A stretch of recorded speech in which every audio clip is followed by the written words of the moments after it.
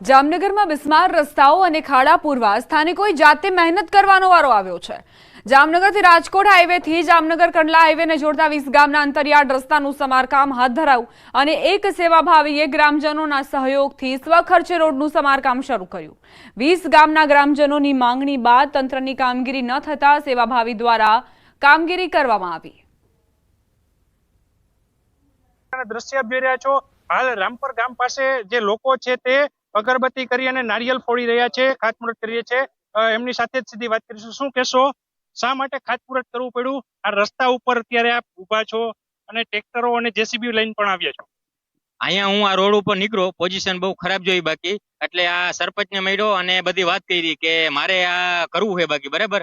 અને આ 10 થી 15 ગામને જોડતો બહુ બિસ્માર હાલતમાં રસ્તો છે બાકી, તો તરત જ મને એવો મેં નક્કી કર્યું કે મારે આ ફાઇનલ કરવાનું થાય છે। કોના ખર્ચે કરવામાં આવી રહ્યું છે અને આ પ્રકારની કામગીરી કેટલા સમયથી કરો? આ મારા ઘરના ખર્ચે જે પૈસાથી હું કરું અને 7 વર્ષથી આવું રોડ રિપેરિંગ કરું ખાડાઓ અહીંયા। કેવી તકલીફ પડે છે? કેટલા ગામને જોડતા રસ્તાની આ પ્રકારની? આ 18 થી 20 ગામને જોડતો રસ્તો છે અને 2 નેશનલ હાઈવે જોડતો રસ્તો છે। આ છેલ્લા 4 થી 5 વર્ષથી આવી નવી હાલતમાં છે અને દર વર્ષે અમે અમારા ગામના 100 ખર્ચે રસ્તો રિપેર કરી છે। પ્લસ ગામમાં કોઈ બીમારીનો કેસ હોય, ડિલિવરીનો કેસ હોય તો 108 ને રજૂઆત કરતા જેટલી વાર જામનગર લાગે એટલી વાર આ 3 કિલોમીટરમાં વાર લાગે છે। ઘણીવાર મુશ્કેલીઓ વેઠવી પડી છે। જે પ્રકારે રસ્તા પર આપ દ્રશ્ય જોઈ રહ્યા છો, હાલ ટ્રેક્ટરની મદદથી રસ્તો છે તે રિપેર કરવામાં આવી રહ્યો છે। અહીં જેસીબી પણ બોલાવવામાં આવ્યું છે અને જે પ્રકારે આપ જોઈ રહ્યા છો, ગ્રામજનો ઉપસ્થિત થયા છે અને રસ્તાનું રિપેરિંગ કામ કર્યું છે। જે પ્રકારે સરકારી અધિકારીઓ અને નેતાઓ દ્વારા રસ્તા રિપેરિંગની કાર્યવાહી થતી હોય છે, તેવી જ રીતે ગ્રામજનો એકત્ર થઈ અહીં જે પ્રકારના દ્રશ્ય જોઈ રહ્યા છો, હાલ જેસીબી અને ટ્રેક્ટરની મદદથી રસ્તાઓના જે ખાડા છે તે ખાડા બુરવામાં આવી રહ્યા છે।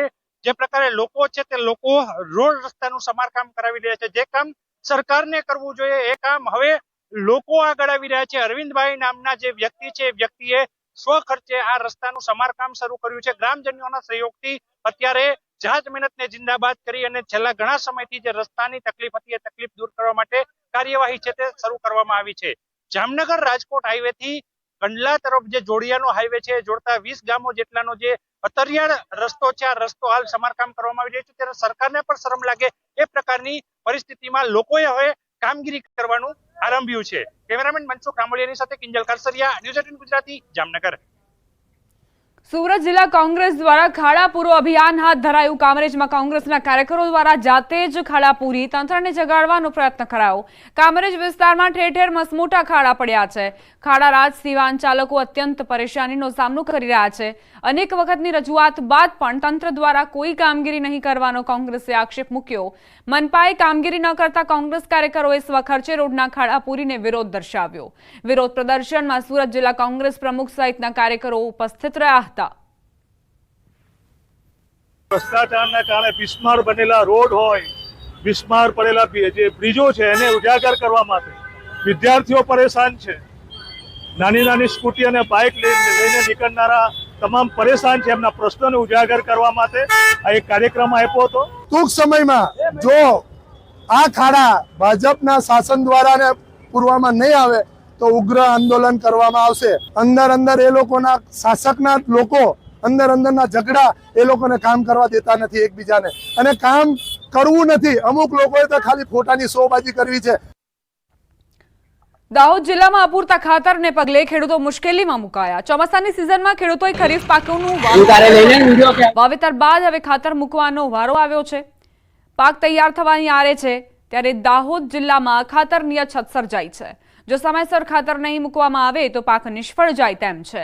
પ્રધાનમંત્રી કિસાન સમૃદ્ધિ કેન્દ્ર પર છેલ્લા કેટલાક દિવસોથી ખાતર માટે લાંબી કતારો લાગે છે।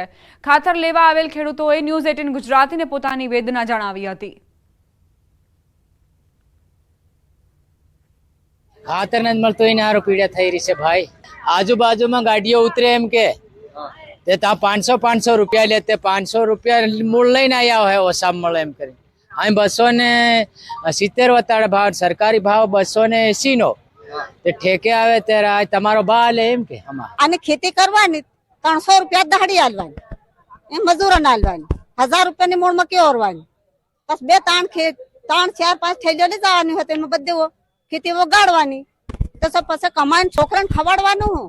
માર્કેટ ને કે આજુબાજુ ઓરા ને પ્રાઇવેટ વાળાને બંધ કરી દો તો જ ખાતર મળે, અને તો આમથી કઈથી મળે? લોકો 300 રૂપિયા લે અને 600 રૂપિયા એમ કહેતા, પછી ભાડું કઈથી લાવવાનું અને ખાતર કઈથી ઠેલી એક માણસ લે? નવાગામ ખાતે ખાતરની કાળાબજારી ચાલી રહી હતી। ખેડૂતોની મજબૂરીનો ફાયદો ઉઠાવી અમુક લોકો દ્વારા 270 રૂપિયા મળતી ખાતરની થેલી 400 થી 600 રૂપિયા સુધીમાં વેચી રહ્યા હતા, જે બાબતમાં ન્યૂઝ 18 ગુજરાતી દ્વારા જિલ્લા વિસ્તરણ અધિકારીને માહિતી આપી કાયદેસરની કાર્યવાહી પણ કરવામાં આવી છે। દાહોદ જિલ્લામાં 5 લોકો સામે કાળાબજારીની ફરિયાદ નોંધાઈ છે।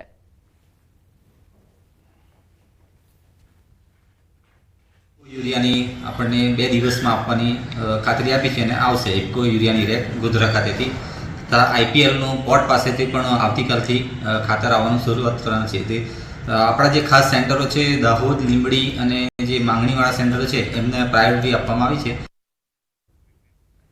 રોકાઈશું એક નાનકડા વિરામ માટે। આપ જોતા રહો ન્યૂઝ 18 ગુજરાતી।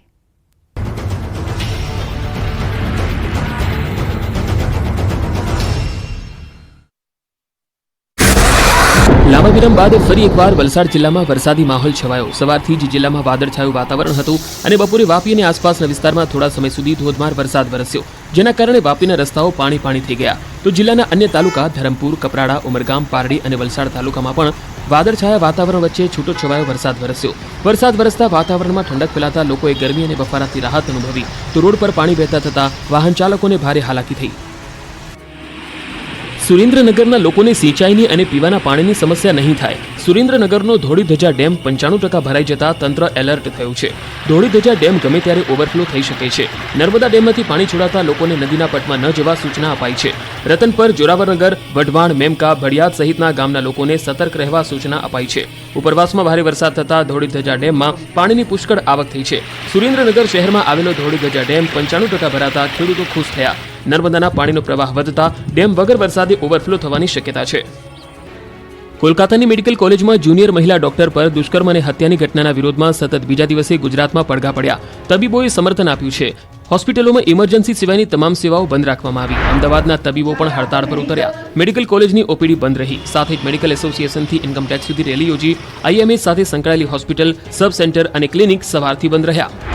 સુરતના રસ્તાઓ પર તબીબોએ હલ્લાબોલ કર્યો। સુરતના રસ્તાઓ પર 600 થી વધુ તબીબો ઉતરીને વિરોધ પ્રદર્શન કર્યું। મેડિકલ એસોસિએશન પણ હડતાળમાં જોડાયું। મેડિકલ એસોસિએશને સુરતમાં રેલી યોજી। સુરતમાં કલેક્ટર કચેરી બહાર ડોક્ટરોએ નારી શક્તિ જિંદાબાદ, તાનાશાહી નહીં ચલેગીના નારેબાજી કરી અને કલેક્ટરને બોલાવવાના નારા લગાવ્યા। સુરત કલેક્ટરે કચેરી બહાર નીચે આવીને આવેદનપત્ર સ્વીકાર્યું।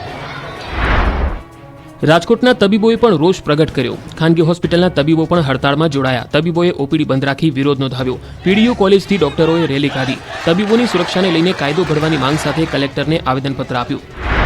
ભાવનગર મેડિકલ કોલેજના તમામ રેસિડેન્ટ અને ઇન્ટર્ન તબીબોએ કલેક્ટરને આવેદનપત્ર આપ્યું। તબીબોએ સરટી હોસ્પિટલ કેમ્પસ ખાતેથી કલેક્ટર કચેરી સુધીની રેલી યોજી ઘટનાનો વિરોધ કર્યો। તબીબોએ હાથમાં વિવિધ બેનર્સ